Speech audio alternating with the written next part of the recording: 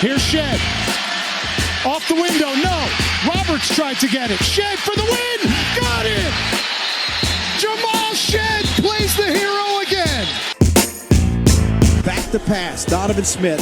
Smith steps up in the pocket, unloads it, throws it all the way downfield into the end zone. Tipped, and it is caught. Caught by the Cougars. Caught for a touchdown. Unbelievable. Caught by Stephon Johnson.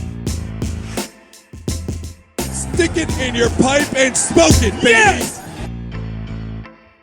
Welcome to the Scott and Holm Podcast, our 45th regular episode of this season, and we have finally done it, Bobby. We have reached the point in the Houston Cougar athletic season where we have no more regular season sports to be played.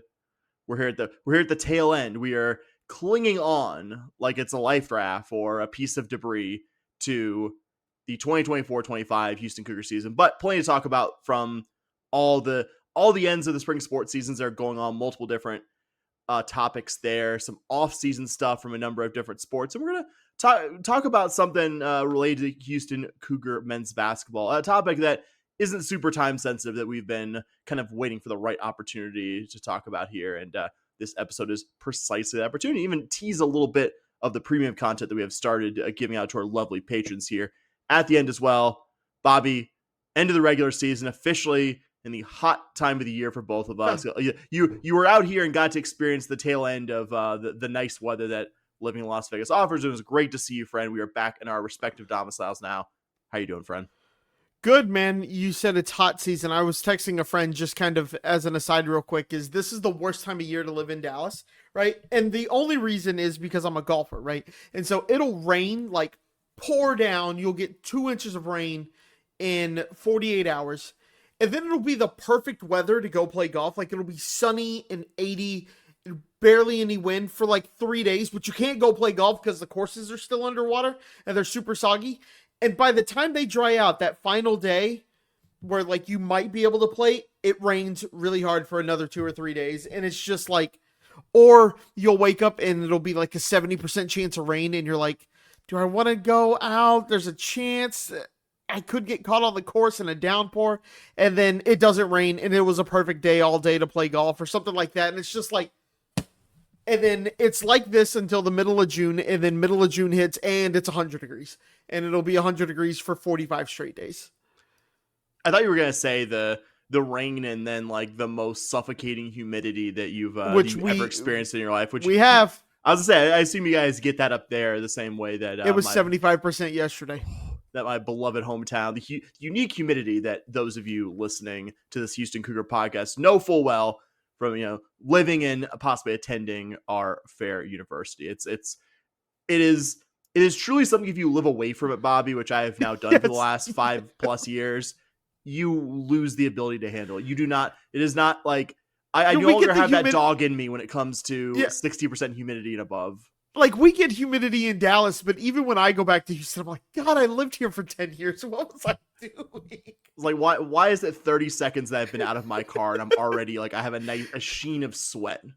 Why is everything damp? I don't understand it. Hey, worst weather time of the year. And I think not that summer doesn't have its perks, but worst part of the year and that no active Houston Cougar sports are going on. The thing we love and talk about here on the show. And something we love and talk about a fair amount here, as I always do at the top here. If you like what we do here as an independent weekly year-round, and you'll discover, you'll have discovered if you listen to the show for a while from past seasons that we have a pretty aggressive schedule even during the months when Houston Cougar sports aren't happening. This year will be no different. If you've enjoyed the work we've done in season, if you have enjoyed the past work we've done in the offseason, are excited about what's to come, and you don't do also already, please support us at patreon.com/SH podcast. Any amount of money really, really helps. It is really, really appreciated. We know Bobby and I aren't big dollar donors. We are supporters of multiple Cougar programs between us, but we are not big dollar donors. We certainly empathize with those of y'all that aren't. Any amount really, really helps defray the time and effort that Bobby and I put into doing this weekly show. So one time, if you haven't written it down on your imaginary notepad, patreon.com/SH podcast. And please also support our friends at Charlie Hustle, making incredibly comfortable vintage wearables with a fantastic Houston Cougar collection. You can support us by going to charliehustle.com, adding to your Cougar collection. You're going to look fantastic. And Bobby, you're going to save 15% off by using our promo code 1012network, TEN12 network, as part of our network friends over there. You can save 50% on your Charlie Hustle order. So charliehustle.com, patreon.com/SH podcast. That, I think, is all the housekeeping at the top. And we're going to lead with a sport we have not led this year with, but I think is very much deserving in this case. The two U of H programs, I gotta say, we're going to lead with the two programs, men's and women's track and field and baseball, that still have in-season action of some kind to talk about. With the Big 12 Outdoor Championships just happening in Lawrence, Kansas, we're going to lead with the track and field program, H-Town Speed City. Your top line results from the past weekend in Lawrence: the Cougar men finished in third place with 96 team points, a 2-place and 18.5 point improvement from their outdoor championship performance in 2024. Obviously, plenty of individual performances that we're going to both get to here. But I think the top line, takeaway here for me, before I pass to you, Bobby, we mentioned it in our last episode when we previewed Big 12 Outdoors.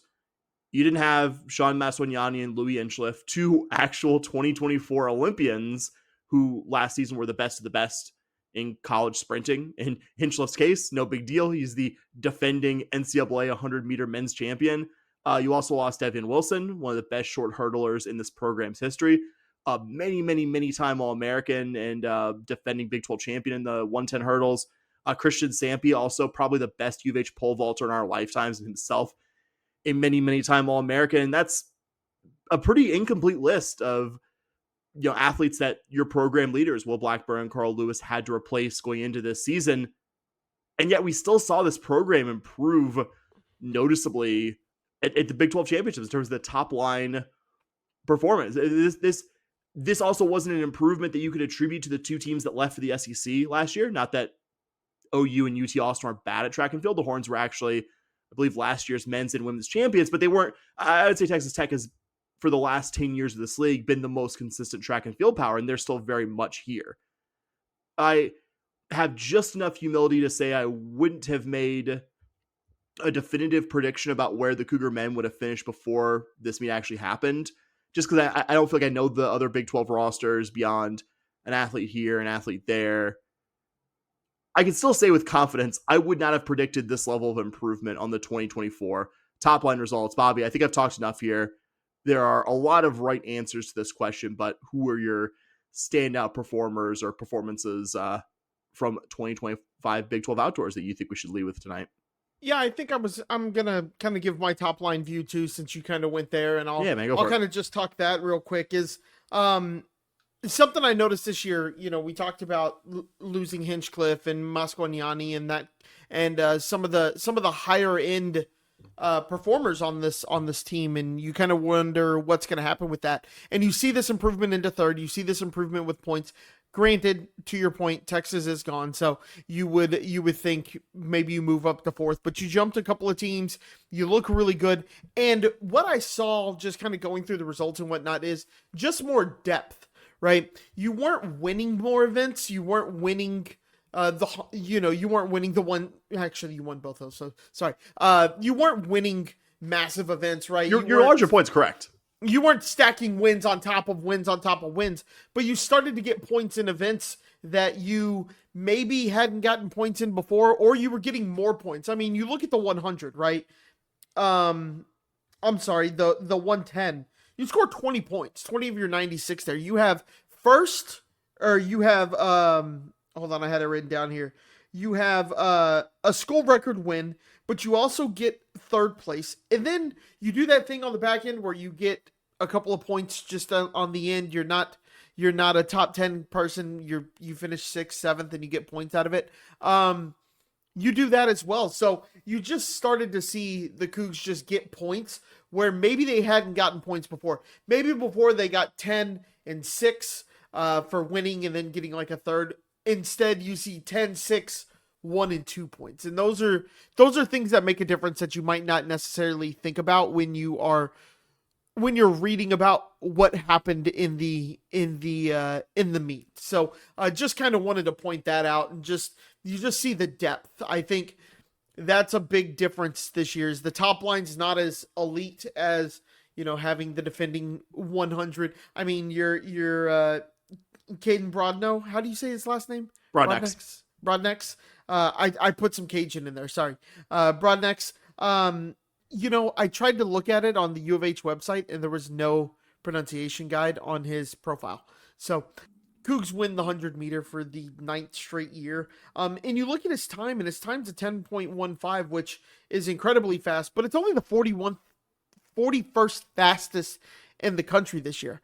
Whereas last year you had a national champion, right? And you had Masquanyani, who was a top 10 kind of guy. But you win that event. Your depth just looks better. So those are some of the things I just kind of noticed on a high level. In terms of performers, I talked about Broadnex. You talk about the 110. Jamar Marshall setting the meet and school record. That's huge. And again, the fastest time in the history of the Big 12 championships. That's something that is that's wild when you really think about it. But like I said, you picked up points. You scored 96 total. 20 came from the 110 hurdles. Finishing second in the 4x100, massive for this this team as well. That second place, the 4x1, you'd love to say like, oh man, it's kind of the keystone event for the Cougs, and has been an event that we've always done historically well at. But this is a great sprinting league from everything that I've read. The Big 12 does a very good job in the sprints, especially with Texas Tech finishing second, really big there as well. So those were just a couple. I'll leave a couple for you, Sam. Kind of what were who were some of your standout performers? I was gonna say just one thing to add about the 110 hurdles. I thought this was really incredible. It's I'd say a Big 12 takeaway as well here. Like two of your performers were in the top 10 in the country from their performance at Big 12 championships.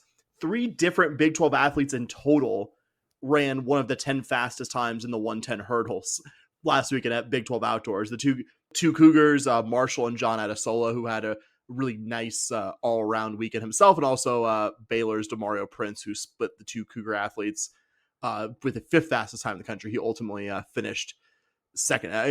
We're not going to get the official performance lists for the NCAA prelims, which is the event between this and outdoors. But rest assured, Jamar Marshall and John Adesola will be representing the Cougs in the 110 hurdles at prelims. Glad you mentioned Caden Broadnax. The phrase that kept coming to mind for me with both Broadnax and just Cougar track and field generally, ahead of schedule. Everything here feels very ahead of schedule. You have a lot of young athletes who are already near the top, if not at the top, in their respective events. Really also Broadnax, quick aside, I don't know if we've ever mentioned this in the show, very much grew up in U of H track and field. His parents are both U of H track alums. Ebony Floyd Davis, who was an 08 U.S. Olympian, and Ronald Broadnax's father, his uncle, was a teammate of Carl Lewis's at U of H in the early 1980s as well. Really cool to see Caden joining his parents and being a big part of the program's history. And you got on the podium in both I'd say the program's bread and butter relays, even though you're still fairly young and a lot less proven there without guys like Inchliff and Maswanyani. Yeah, knew this team wasn't going to be absurdly stacked like the previous couple seasons, but I would say going 2 for 2 and getting on the podium in those 2 relays is no small feat, especially with the 4x4 being 3 of 4 freshmen running for you on that relay. Obviously, you're going to miss the veteran presence of Trey East III when he graduates after the season, but very, very good for the long term that you have potentially 3 more years of these young athletes developing under Carl Lewis. And in the 4x4, you were going against 2 programs that had top 10 times in the current season in Arizona State and BYU.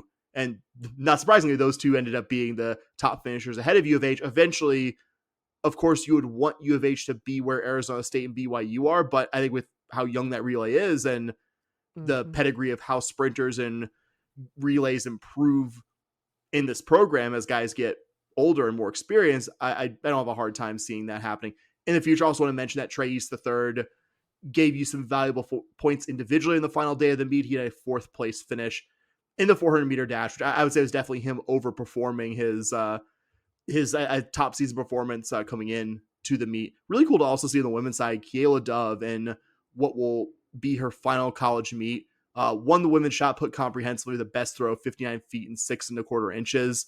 Her best throw was over 2 feet more than the second place competitor and almost 6 feet clear of the athlete in third. Very impressive. This was her best performance of the 2025 outdoor season, and she hadn't been a huge participant in it prior to Friday's event finals. Again, though, funny enough, she came into the meet with the 6th best performance in the country and left with her Big 12 outdoor performance, holding the number 6 spot.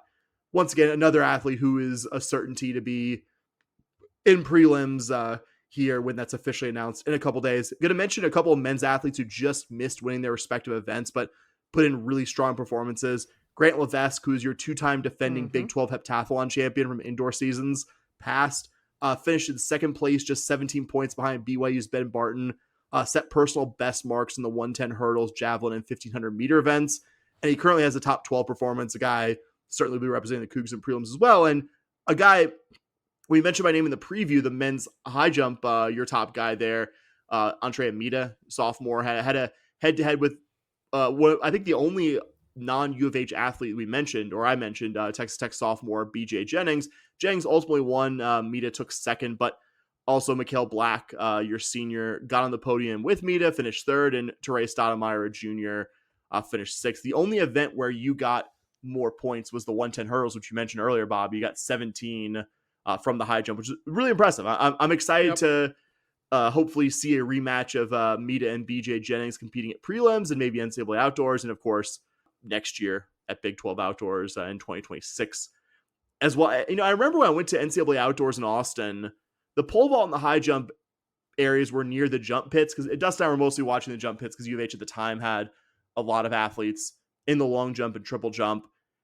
And I thought to myself, it'd be cool if we could see a high level U of H athlete in either the pole vault or the high jump, because we just, at the time, this was 2019, didn't really have any athletes that were like conference meet impact level in those events. And we just finished a few seasons of Christian Sampe being an All-American pole vaulter. And now we have, Andre Amita in the incredible 2 seasons he's had so far in the high jump. We'll note a couple of performances very quickly. On the women's side, you also had juniors Casey McCoy and Allie Mack finishing 5th and 7th in the 100 hurdles finals, And McCoy's time in the event was a personal best. That event ended up being just over 1/3 of the Cougars' total women's points. And I'm going to go in reverse chronological order here. I will close out my specific noting of athletes by mentioning the first Cougar athlete to earn points from either the men's or women's teams at this meet. Freshman Ty Lott placed 6th in the men's hammer throw final last Thursday afternoon. So a bright future for him. Yeah, can't really be anything but happy that we have yet another U of H sports team in here, Bobby, coming into this conference against a much tougher level of competition and still more than holding its own. Yeah, I think that's super exciting when you really look at what this, again, the step up in competition. You go 5th last year. I think last year a lot of us were pleasantly surprised with the 5th place. You kind of go, okay, yeah, we're going to do good in the sprints. We got Moscow and Yanni. We got Louis Hinchcliffe. We're excited about these, about that, but I wouldn't see us doing a ton in Big 12s and you finish in 5th, but then to come back the next year when you lose that top line talent and finish in 3rd, hard to be anything but excited about that. Yeah, and you can see the 3.5 point margin that you finished behind BYU in 2nd and think, man, if this event or that event goes differently, you could have had 2nd. And U of H did hold 2nd, at least for some of the final day of the meet. But I would have been very, very happy if you told me last Wednesday after we recorded our meet preview that being one of the top 3 teams was going to be the end result here. Which is that quickly. I'm not really surprised where the women finished. You were pretty cleaned out by veterans graduating after last season, and you still got standout performances from athletes you expected to be, I think, representing you there, like Keala Dove and Casey McCoy. Yeah, I think the only thing I was going to add on the men's side was that you actually got to see that kind of, I talk about this when I talk about golf, the different tiers, right? The difference between 3rd and 4th place was about 25 points. And so you were kind of in that top tier. Tech kind of separated themselves over everybody. But then it was you, BYU, kind of in that 2nd tier, but fairly close to Tech. And then there was a big drop down into 4th and that kind of mid tier. We joke about when we talk F1, when I, and Bill kind of talk about F1, they talk about the midfield. You have the top teams in the midfield. You were the third team in the top tier, and everyone else was kind of the midfield, kind of battling it out there. And it's nice to kind of separate yourself from that tier as well. Yeah, and I think like Tech is one of the premier track and field programs, indoor and outdoor. Like this team has both a men's indoor and outdoor championship in the time that we've been doing this pod. It's gonna be tough to be at that level, right? But I think you've very much established yourself as one of the best of the rest, which is the case in a lot of programs. And I think for a realistic expectation of where U of H is going to be 2 years into this league without the full complement of Big 12 money to throw around to all the programs. And yes, all the programs don't get football and men's basketball money, but all the programs benefit when you get that full rev share. Absolutely. I think you feel very good about this program is. So up next, we find out on Thursday exactly who will be representing the U of H track and field program at the NCAA West prelim rounds in College Station. And those athletes will have to be among the top performers at prelims to qualify for NCAA Outdoors, which will be held on June 11th through 14th in beautiful Eugene, Oregon. The event that's kind of become our annual season finisher on this podcast. I expect at least a few Cougars to be moving up for prelims, and we will talk prelims in the past once that's done here in the next episode or two as well. Yeah, absolutely. I am even though it's my second year on the pod, still trying to figure out who qualified for prelims and that kind of stuff. I really like it when the list is announced and I'm like, okay, here we go. I know who we're talking about now. Yeah, it's as I say, it's easier when it's like, okay, like Jamar Marshall Jr. has the second fastest time in the 110 hurdles. Right. I think he's getting an invite. Probably going. Best performance in the shot put. I think she's probably gonna be on the list as well. Yeah, exactly. I think it's been U of H in the past. If you'll probably remember this even when you were not following track as closely in your pre-hosting days. One year we had the number one relay. I want to say it was 2019 because it was the outdoor championship Dustin and I went to in person. We had the top 4x1 relay and someone dropped the baton at prelims. Yeah. Despite this incredible time from the season. Like that's it. I mean, it's the agony of defeat when you have a bad performance at prelims, but I think it's cool that the best athletes have to earn it. Like Jamar Marshall Jr., for example, I meant to say this anecdote when we were talking about the 110 hurdles earlier. He has the second fastest time, but he has the fastest time since the calendar turned to April. Like the guy who has the fastest time ran it in March at the Texas Relays. Like I'm sure that guy is a really good sprinter, but he hasn't been able to do it as recently. Like I like our guys' chances there. And I like that you have to, even if you've had an incredible season performance, you got to earn your way. You can't just rest on what you did in the regular season, which I think is cool. Yep. Absolutely. And we'll continue to the only remaining U of H team that competed in the regular season in the past week. Go to Cougar Baseball, who last Thursday through Saturday hosted the Arizona Wildcats. And if I've said it once, Bobby, this specific season, I have said it at least a half dozen times. Cougar Baseball gave you just enough to be intrigued, but also in the same series showed some pretty significant flaws. You won decisively the Thursday night series opener 13-4 thanks to big 6th and 7th innings and timely relief pitching from Antoine John. What's new there? But you lost 14-6 on Friday night, and that 14-6 frankly kind of flatters U of H, and lost 8-1 on Saturday in the usual Sunday spot. Rubber match, your final regular season contest. Bobby, where do you want to start from the Arizona series? Yeah, kind of hard not to just start with that Friday night game. Really good looking. Once again, you get great pitching. Thursday night game. Thursday night, yes. Sorry. It's throwing me too, man. It's throwing me. Sorry. Well, we do it every year. You'd think I'd be used to it by now. Kind of hard not to want to start there. You look good. Your pitching staff looks great on that Friday night. Your bats come alive for 13. It's always crazy to me that your Friday nights are usually reserved for a team's best starter. I say Friday, damn it. That Thursday night, but the Friday night game, the first game in the series, quote unquote Friday night starter. Yes, is usually the best pitcher on a staff. I think we can all agree, maybe Saturday, but it's typically your Friday starter. And that Friday starter, U of H seems to do really well against that Friday starter. Every week, it seems, Cougs win game 1. They put up 8. they put up 8 or 9, and then when they have to go to the back end of a rotation, they just start to struggle. You got some great performances pitching wise. Once again, Antoine Jean comes in, 3 innings pitched, no earned runs, sets it up for your Cougs to kind of hold on and get the win there. So Friday was kind of where I started there, and then Saturday, Sunday, it's been the same thing over and over this year. You come out, your pitching looks great Friday night, your bats look alive, and then your bats don't look alive on Saturday and Sunday, and your pitching drops substantially. So yeah, how many times have we said it this week? It's the same thing, different week.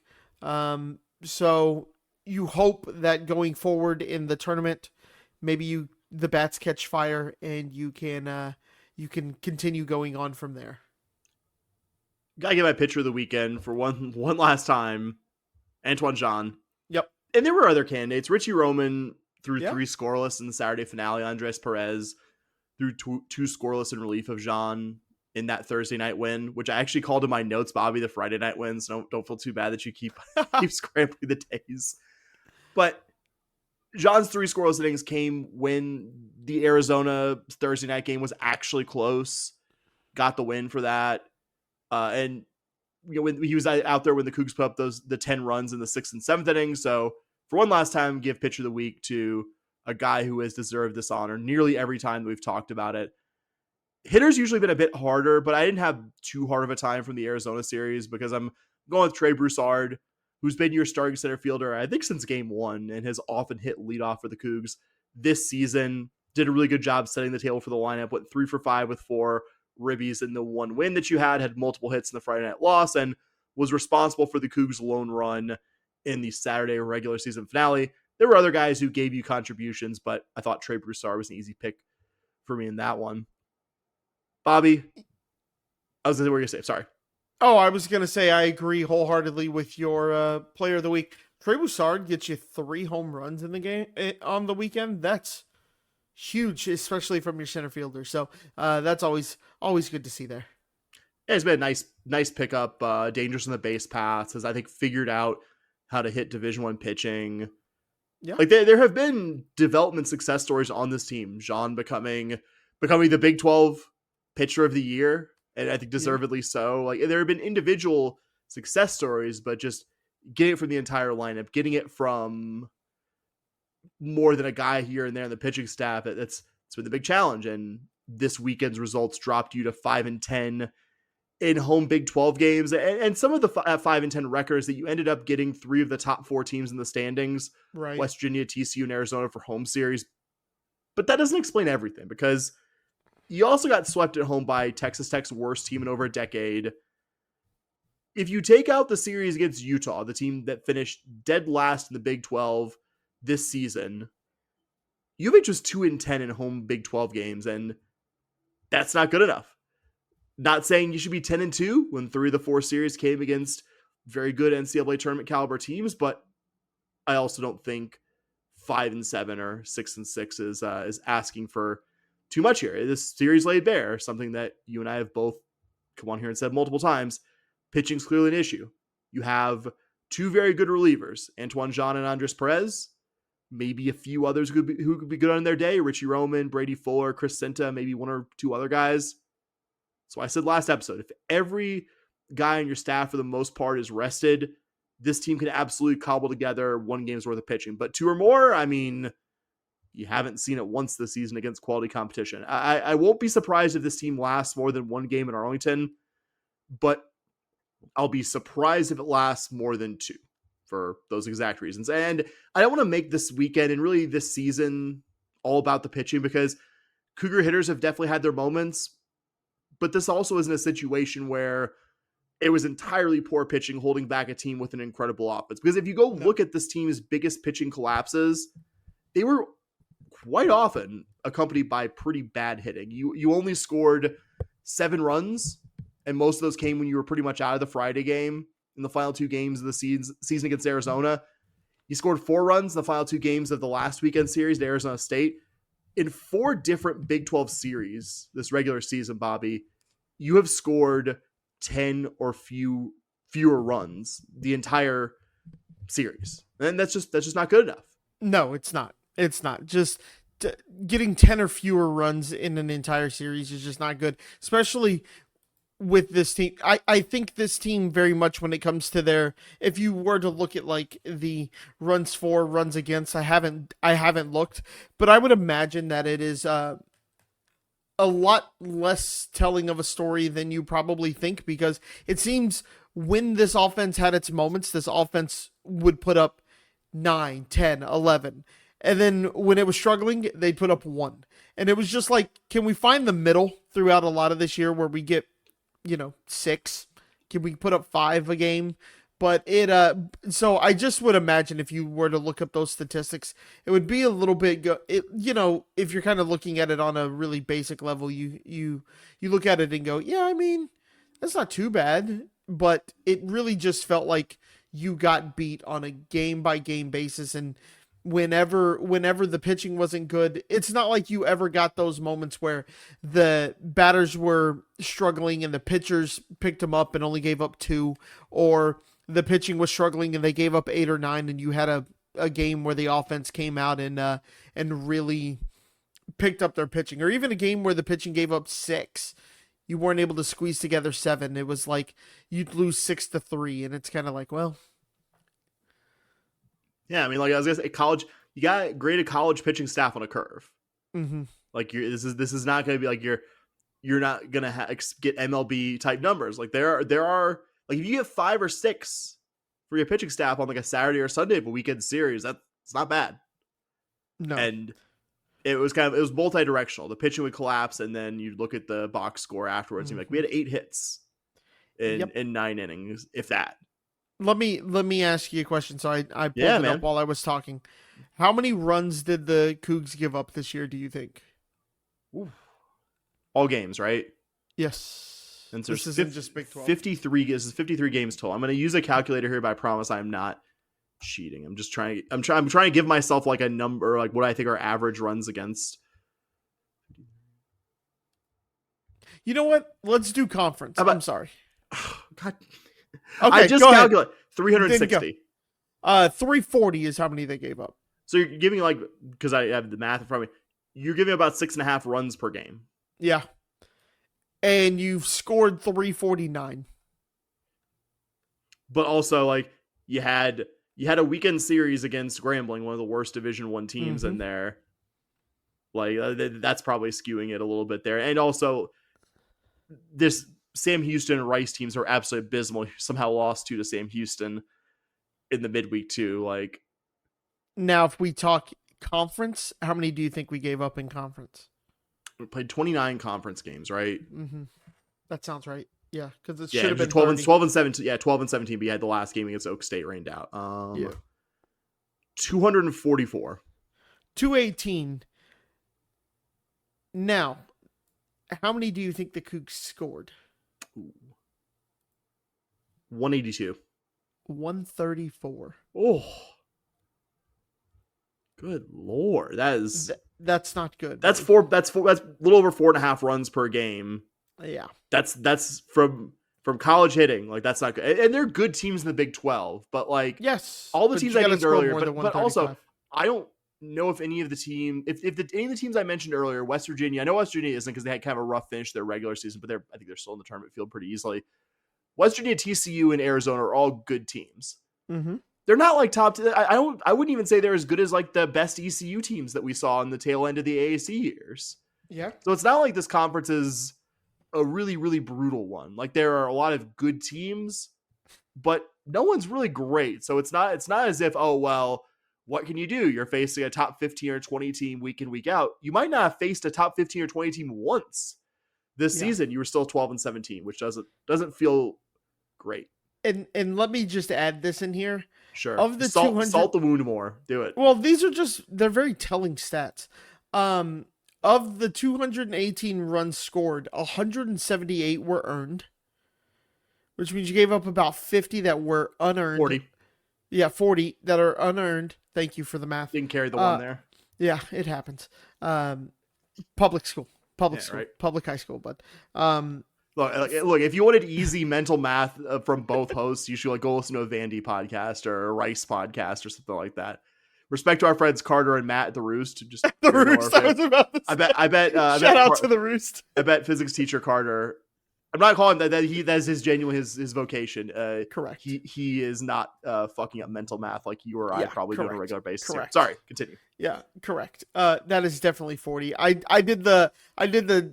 basically made it 222 and then 170 in my brain. It's not good. Didn't carry the one, like I said. Yeah. So you have 40 unearned runs. The Cougars had 44 errors in conference play. Their opponents had 22. Ooh, I didn't know that. Because I looked at the season numbers. Like the season, I think you have like 7 or 8 more errors than opponents. That's not that bad, but I didn't realize it was that lopsided in conference play. Yeah, not great. So many errors, man. And it's again, not. I played high school baseball. Like I played high school baseball, and like 44 is a lot of errors, man, especially at the college level. Well, I was trying to say, I don't think it's coming from the premier. It's not like, oh well, your shortstop's just getting him scorched him. Like Tyler Cox's overall numbers this year are pretty good. Yeah. Like so, it's coming from the positions that you don't expect. You don't want it to go from, but you know what I mean. Like you expect your right side of the infield is going to. It's going to be tougher on your right side of the infield than it is your first baseman. Not that your first baseman doesn't have error situations, but you know what I mean? Like, just I think all the hallmarks, like, obviously they're good players on this team, but it hasn't come together as a complete good baseball product. In 6 years, it hasn't been a tournament level product in 7. Yep. I agree.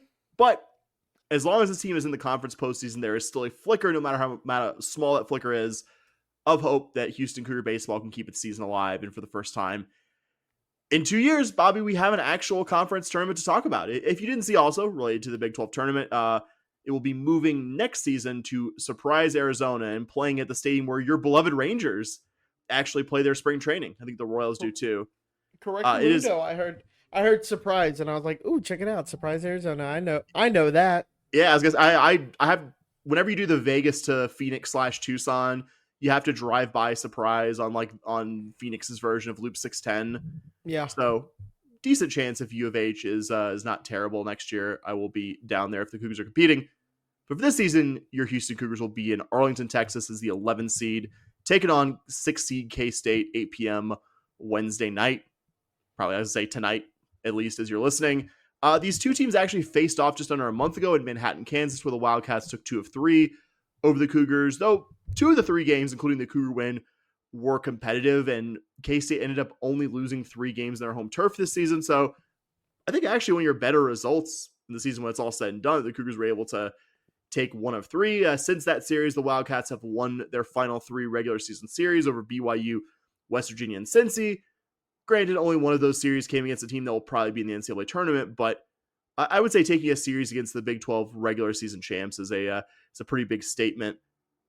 I could see U of H cobbling together enough pitching to potentially win this one. The Wildcats, worth noting, weren't nearly as good away from home this season as they were in Manhattan. Anything after that first round win, though, hard to talk myself into it, but we'll say for not the last time, not the first time, more than anything, a week from now, I want to be talking about a team that made an insane, unlikely run through the Big 12 tournament and punched their ticket and made us actually watch the Memorial Day baseball selection show with there being a hope that U of H is going to be in it. Don't see it happening. Hope I'm wrong. Yeah, man, I said that last week. I think kind of looking at this, you played them earlier in the year, like you said. You actually held them to 5 runs in 2 of those games. And with a staff that you have some question marks about, holding them on the Sunday, your Sunday staff held them to 5 as well. So I think you got a chance in this first game. As you've said, you can, you got the pitching for at least a game to kind of get through it. It'd be awesome to win this game. Their bats, K-State's bats don't seem super, super dangerous, especially considering we held them to 5 in 2 games. If your bats can come alive in at Globe Life, it's going to be very, very interesting, and you got a chance to win this game. your next game would be against TCU. Don't love that nearly as much. But like I said last week, this just feels like that 2009, 2010 basketball team that just has enough talent somewhere where you just go, huh, okay. That if it happened, I wouldn't be surprised. Antoine Jean's going to channel the spirit of Aubrey Coleman. Yes, like it's Pitch just like one of 25 innings in 3 days. it just feels like one of those weird kind of scenes where there's the talent there to get it done. Like that 2010 U of H team, when you like kind of go back and look at it, you're like, there were some players on that team, but you just kind of it just has that vibe where the coach is kind of on his last stand. Can they go to the tournament? Sure, if you make a regional, am I gonna love the results of that? Probably not, right? But if it happened, I would be like, okay, that I can kind of see how that happened here. I'm not gonna. I don't love it enough to travel to it. I'm gonna save that for the next U of H baseball team that's actually good. But I'd be excited about that. Man. I'm so desperate to watch postseason baseball, man. Me too. That has Me U of H. too. Like I love the college baseball tournament, and there have been longer postseason droughts from U of H teams that we've talked about on here, but None have hurt this much. none have hurt this much. Bobby- Basketball. I take it back. Basketball. Yeah, but as I say, that was only like our first few seasons of the show. We've now been spoiled by the current last 7 or 8 years. Bobby, a program that's not in a postseason drought? What's that, Sam? Your Cougar Golf program that we're going to talk about over in a little quiet place for the last time this season. We like to call Cougar Golf Corner.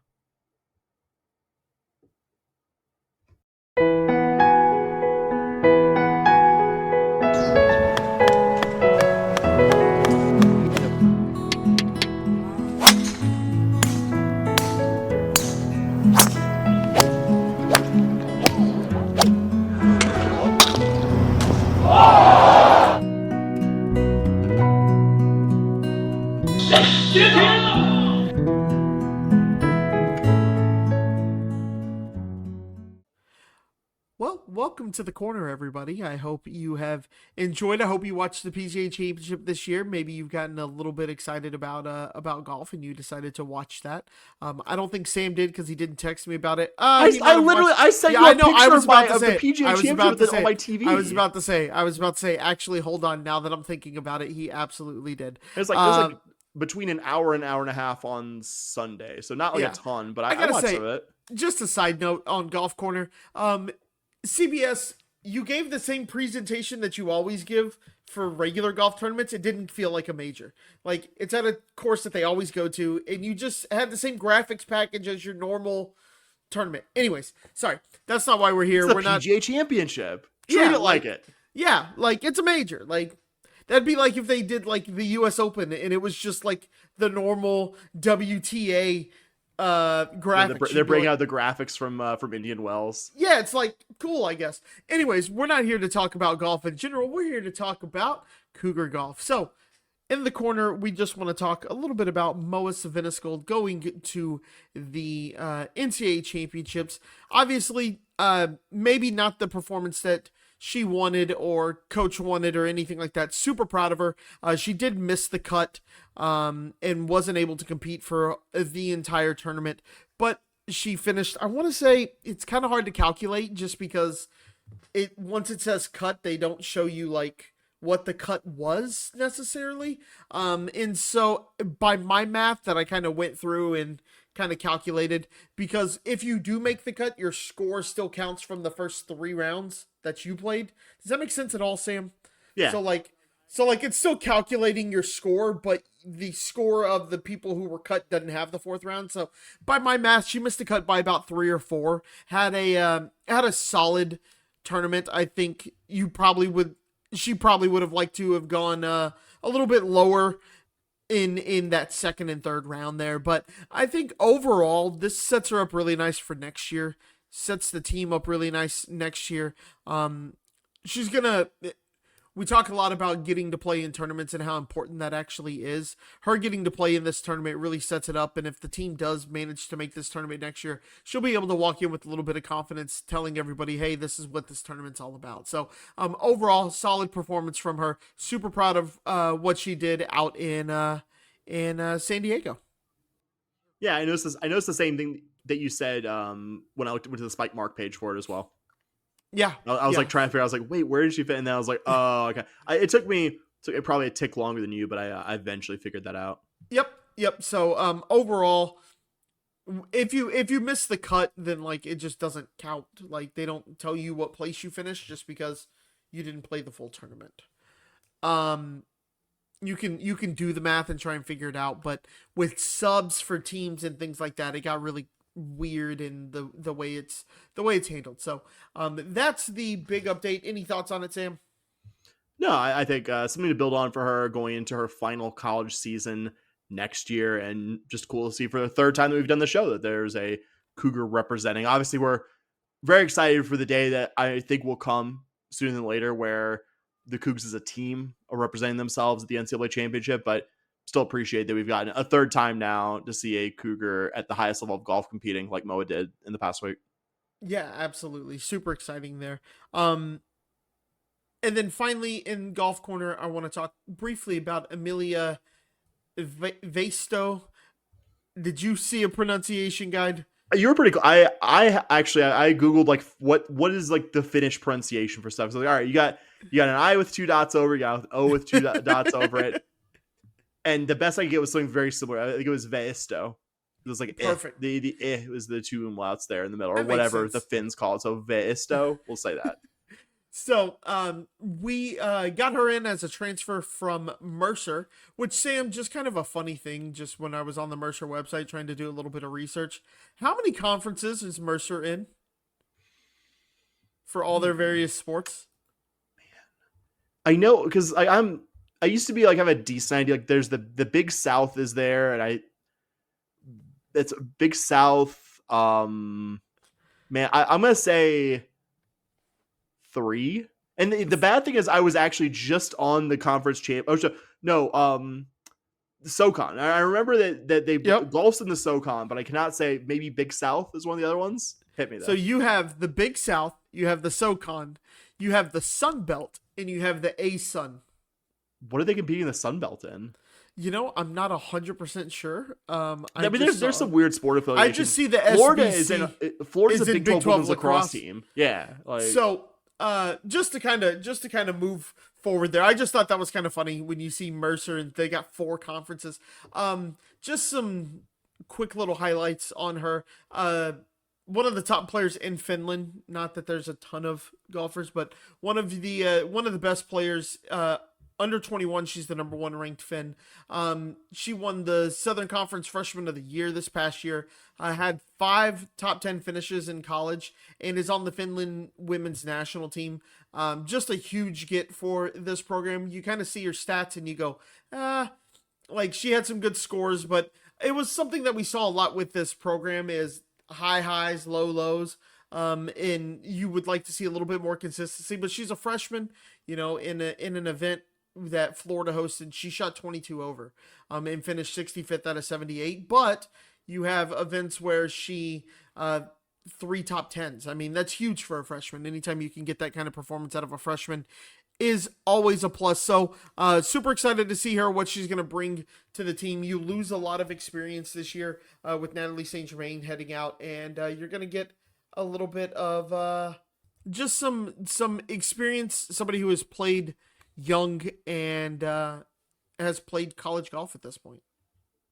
Yeah, certainly the Scandinavian junior pipeline has served you all to MOA, so it'll be good to see if the Cougars can get some there.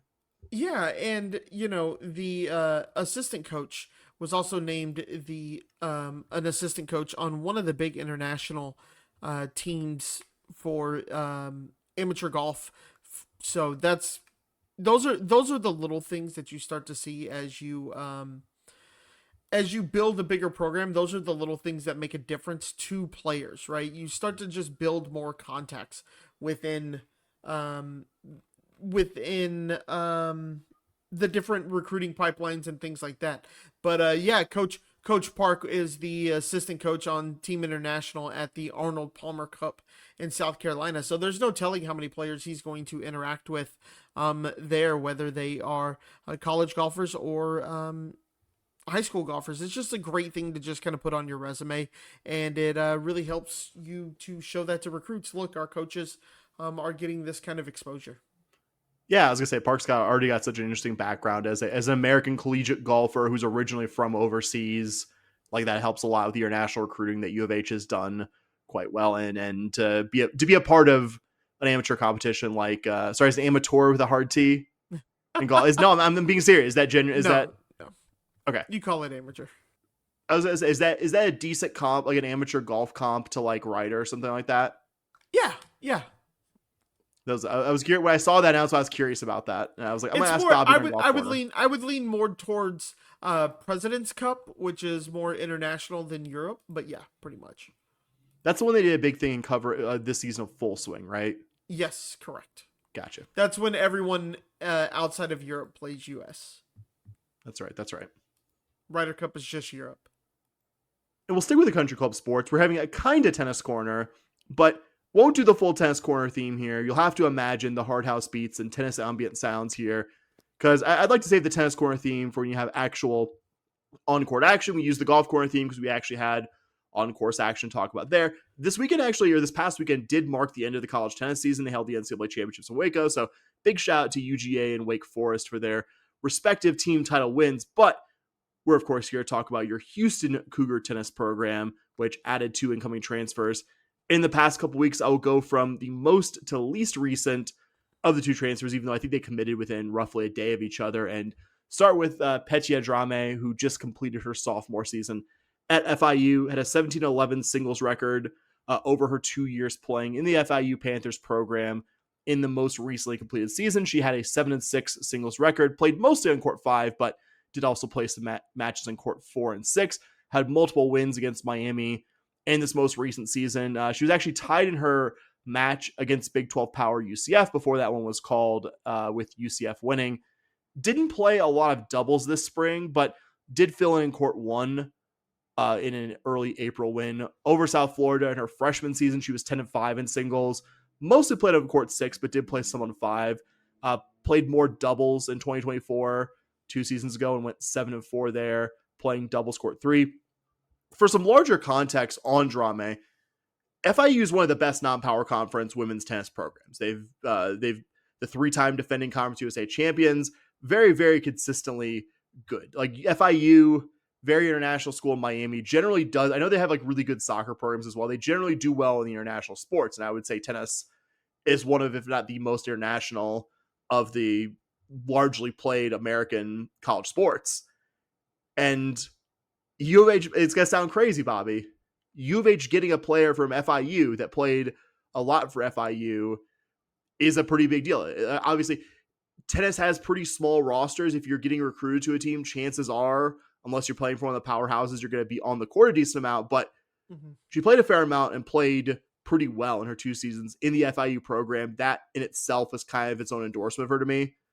Originally from Slovenia, as you can imagine, was a pretty decorated junior player there. Played for the Slovenian junior national team. Should have 2 more college seasons to play for the Cougars. And prior to Drame's commitment being announced, we found out that Shem Doha-Zaglugli, who most recently played 3 seasons at South Alabama, she would be joining the Cougar program as well. Had a really strong 36-7 career singles record over those 3 seasons in the South Alabama program.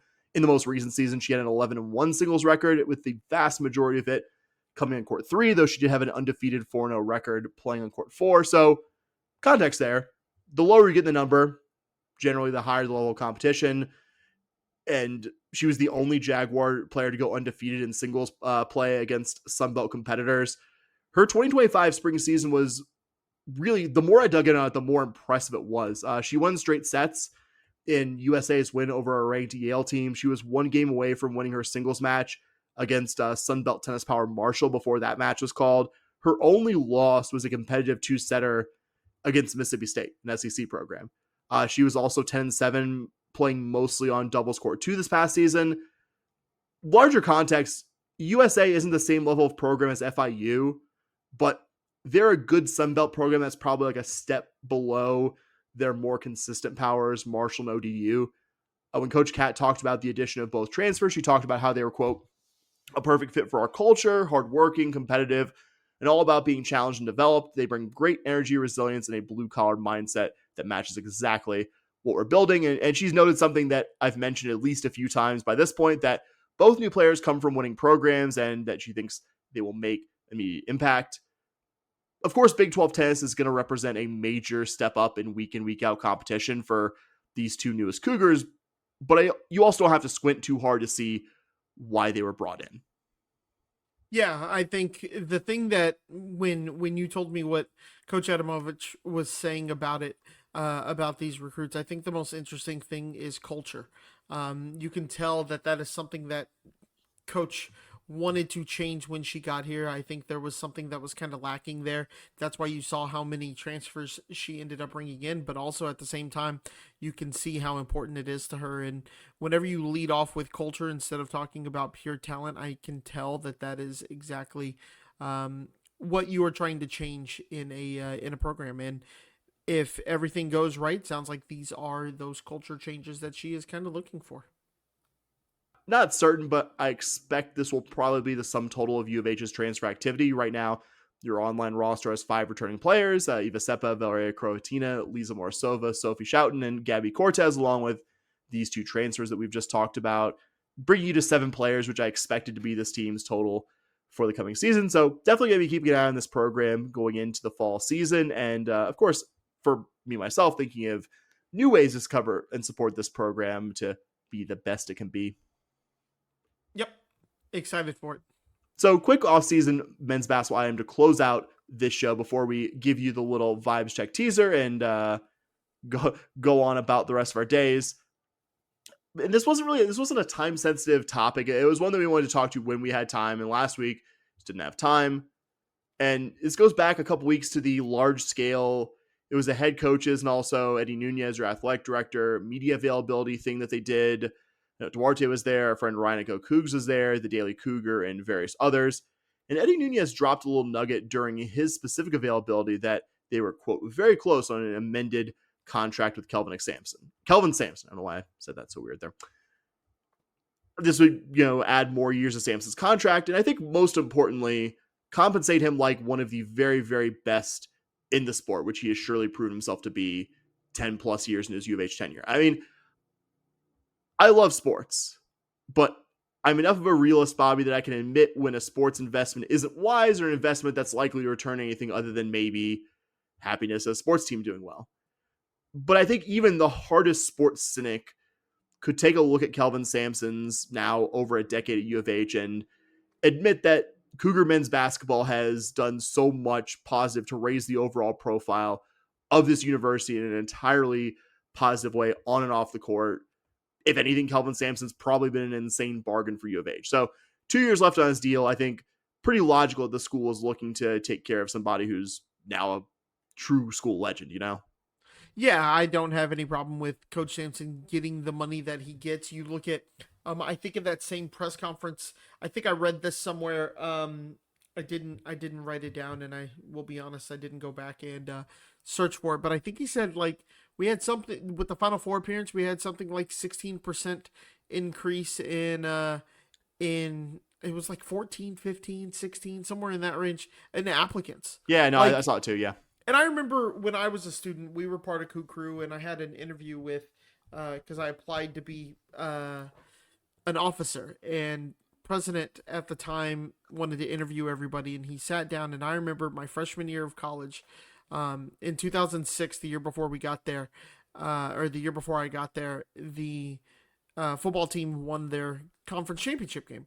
And like I'm telling people who don't know, and I'm sitting at look, man, we got anytime we can mention the 06, the underrated 06 CSA champions, we'll do it on the show. And I remember I was sitting in my orientation, and they had said, with that conference championship, we saw applications go up 20%. And I remember I sat in the interview with Buddy Amir, now buddy, former president of Cougar, Amir, and he asked why did I want to do it, and I said, I told that story about what they said there, and then I said, if I can go and yell at opposing teams and it helps us win and that can help my university, I'm not going to do it with a good GPA. I'm not going to do it with a lot of money in my life, I don't believe. But if I can do it in that way, I'd be happy to. So sports matter, man. It's a way for people to stay connected to the university. I have a joke with a friend of mine, shout out Christian, even though I know she's not listening here, that when we win, our degrees get more valuable whenever. So, we'll always joke when we make the Elite Eight or the Sweet 16 and be like, oh, that degree's getting more valuable. More people know about it. So, pay the man 100%. And for any of those cynics out there, don't think they're listening to the show, it does sound like this latest raise is coming from private. It would be pretty sick if someone who hated sports listened over an hour in, like 6 sports into the show. But coming from private money makes sense. Also nice to see that the money for such an raise exists around U of H's booster core, and is laser focused. That booster core is on making sure a coach is successful, as Sampson's been, is taken care of. Nunez also mentioned that part of this was an increased salary pool for assistant coaches, which is very, very important, because as much as the big man Calvin himself is very important, he'd probably be the first one to tell you that having the insane stability he's had on his assistant coaching group, having Alan Bishop, his strength and conditioning coach for almost a decade now, or a big part of that secret sauce of why this Cougar men's basketball program is so good. Yeah, I think you see it with the fact that our coaches haven't gotten poached a ton. I mean, you just had Quantus White, but how excited we were for him. But I think in the industry, I think it's very well known how important his staff is to the success that we've seen. And also on the topic of Cougar men's basketball, Nunez, in that same media availability, mentioned that U of H is working towards relinquishing its host role for the rounds of the Sweet 16 and Elite 8 at next year's NCAA tournament, which will be at the Toyota Center. It's actually, I didn't realize this, in 2020, we were, the tournament that didn't happen because of COVID, we were supposed to be hosting at the Toyota Center that year. And the upshot, you're asking yourself, okay, well, why does this matter? Relinquishing hosting duties would allow U of H to possibly play an NCAA tournament game or two at the Toyota Center. Obviously, you can't guarantee a lot right now about the 2026 bracket. U of H is likely to be some level of good to very good men's basketball team, but I mean, who knows? In 10 months, you could be playing nowhere near Houston. Still a good thing to see the athletic director doing, yeah? Yeah, absolutely.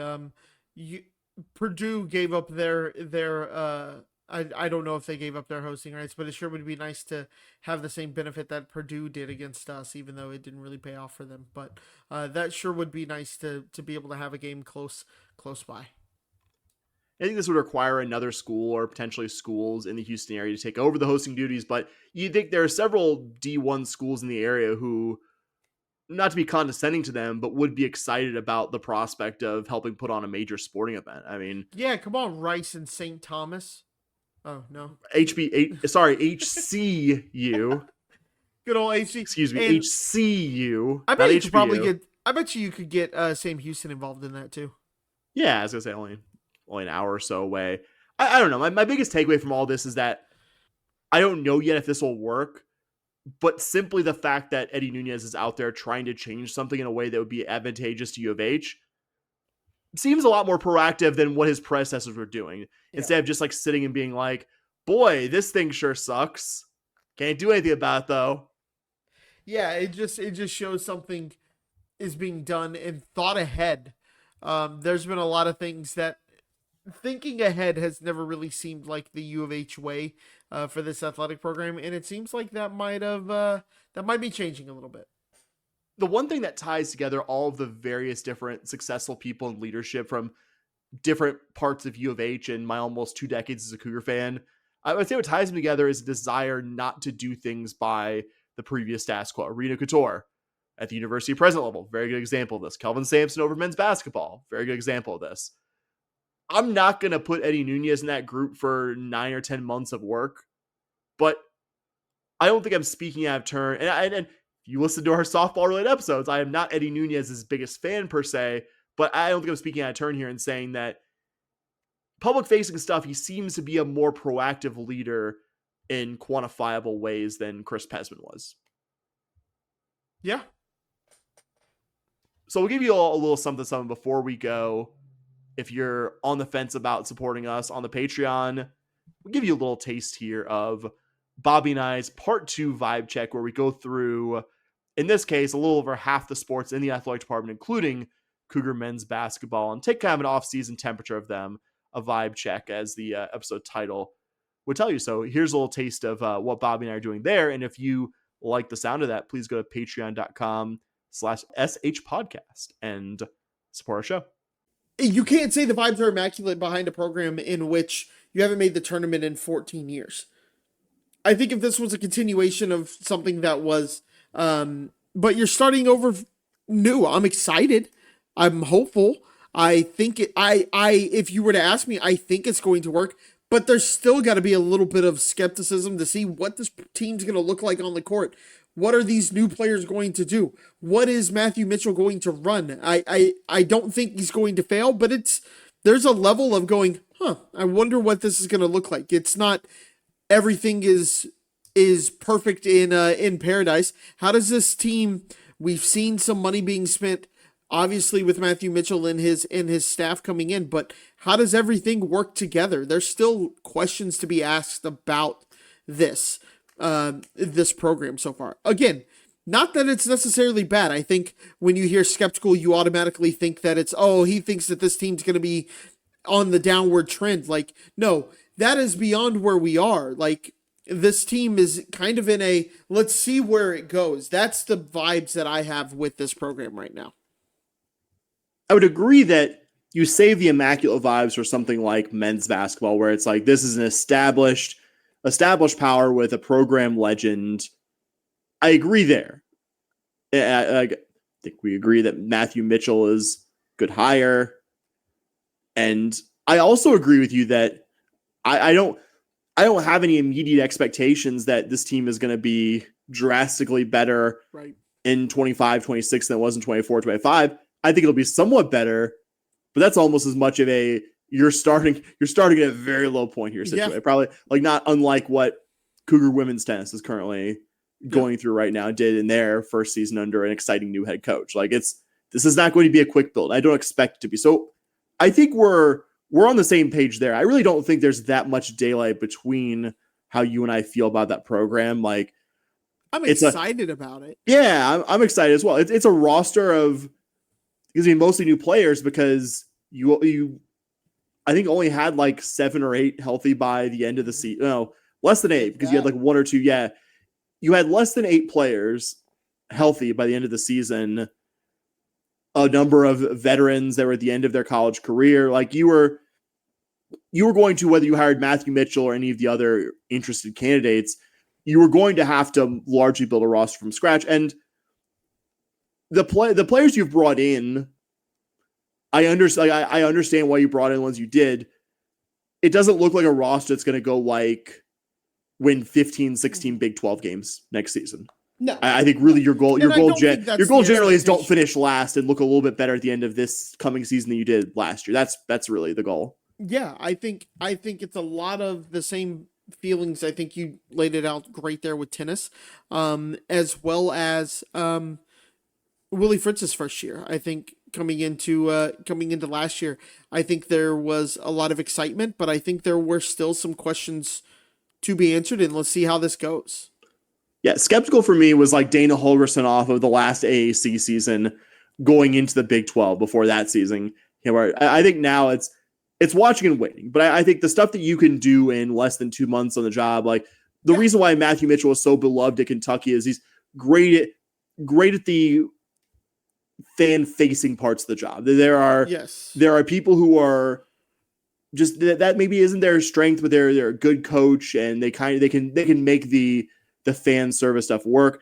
He is good in front of people. He is good at selling this program. Yes. Not that Huey was bad, but he could do it as somebody who's like, hey, I won an insane amount of SEC games. I was a very well-established coach in the toughest women's basketball league. Been out of the game for 5 years. Like that's part of why Matthew Mitchell was willing to take what you and I think called maybe the worst job in the Big 12 after you let go of Huey, like a tough job. But man, I'd call it one of the worst in Power 4 conference. I would say certainly bottom 10. Yeah, I would say that was where it stood was, and I think if it was I think if this was another year of Huey, I think the vibes would be horrible. Yeah, and I think not to make this about a bad season from a very good guy, but Exhibit A, this Cougar women's basketball season in 24-25, Exhibit A of why putting a head coach in a position where they're in the final year of their contract is just a bad situation. It is 3 for 3 at U of H in producing god-awful seasons. The women's basketball season that we just witnessed, the softball season we just witnessed, and then the tennis season from 2 years ago. Yep. So that's a bummer, but definitely not bummer vibes in this program. And I think realistically, just be better than you were last season, which thankfully is not going to be a high bar to jump over. It is not, considering I was at a game in which I thought TCU was going to score 100. And we couldn't go any further without talking about Houston Cougar men's basketball. If I could pick an adjective to describe being a Houston Cougar fan in the broadest terms, Bobby, I don't think spoiled would be the first one that comes to mind, but certainly we've been spoiled by the men's basketball program, by what Kelvin Sampson's done in over a decade, running this program, even at my absolute lowest after the loss to Florida in the title game. And don't get me wrong, that game hurt both in the past tense and hurts in the present tense, at least in some way. Some part of me still can't believe the Houston Cougar men's basketball season we just lived through. I know you can't entirely separate how the tournament ended with the run itself. Like, you'll always kind of think about the Florida game, but I had to remind myself and I didn't do a ton of notes on this, but I gave myself a bullet point here and there, like, hey, make sure you mention this. Hey, some stuff tying my thoughts together. What an insane run this was. You had to face Gonzaga, the team with the longest streak of making the second weekend of the round of 32, even as a 1 seed, had to essentially play a road game in the Sweet 16, a late Friday night crowd in Indianapolis against Purdue in the Sweet 16. And then in the Final Four, I had to face one of the best prospects to come out of college basketball this century in Cooper Flagg and multiple first-round picks. And you had a Final Four comeback win that is an all-time classic of the sport's recent postseason.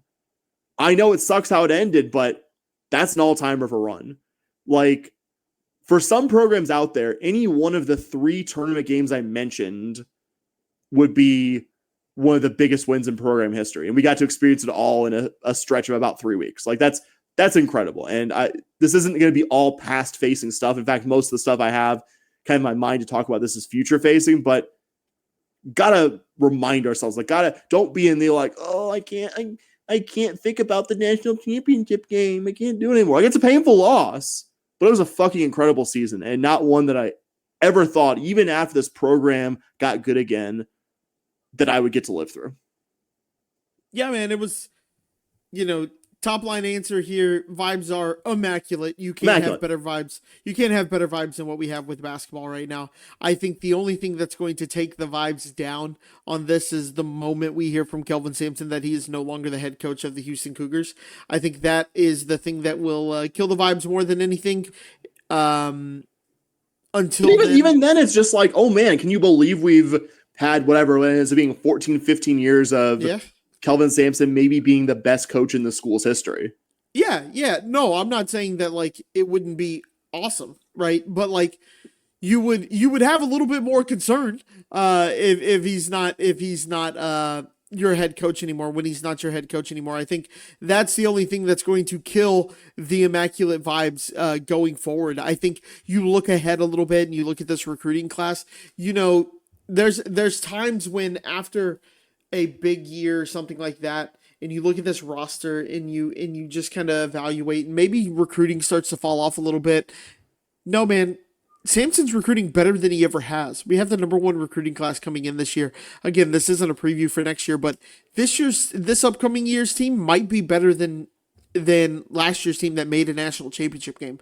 It is amazing what the staff is doing, both recruiting and on the court, to get guys who are top players in a class to come to a school where we work you harder than almost any other school does, and it's well known that you are going to be put through the ringer, and then you just see that, and they want to come here. It's amazing. And so it's hard to say the vibes are anything but absolutely incredible with this program. I don't know if I'm as bullish on the recruiting class being good. I don't know if I'm as bullish as this team could be better, just because I think a big strength of last year's team was the age, was having guys like LJ Cryer and Wani Roberts and Malik Wilson who have played an insane amount of college basketball. You have guys returning who are veteran guys too. Like, it's not just, your team is not going to be the Fab Five and nothing but first year college players on the floor there. You're going to have a fair amount of vets. Like, Kelvin Sampson's not going to build a team entirely out of 18, 19, 20-year-olds. But all the other points you said is correct. Like, if you want to use recruiting as a litmus test of where the program's going, like, I had a great season, but what are the reinforcements looking like? Looking really good, man. Yeah. All right. Well, that is it for this week's episode. We appreciate you listening so much. You are probably an hour, 15 minutes in to this, hour 20, something like that, if I had to guess. Thank you so much for listening. We appreciate you so much. If you have any feedback for us, you can find us on social media. You can find us on Twitter at SH Podcast. You can find us on Blue Sky at podcast.bsky.social. And if you have sworn off all social media, good for you. But you can still provide us feedback via email at shpodcast@gmail.com. We would love to talk to you there. And you can find us on Patreon. That's a really good way to get in contact with us, if we're being honest. You go to patreon.com/shpodcast. That is podcast with a D. For as little as $5 a month, you can get that awesome premium content that you just heard. Or you can go as much as you want to. We don't do tiers, but you can donate as much as you want to. I promise you, Sam and I won't turn it down. But for as little as $5 a month, you get all that awesome premium content. So that is it for this week's show. Sam, what do we always say here, buddy? Go Cougs. All right. Go Cougs! Let's go!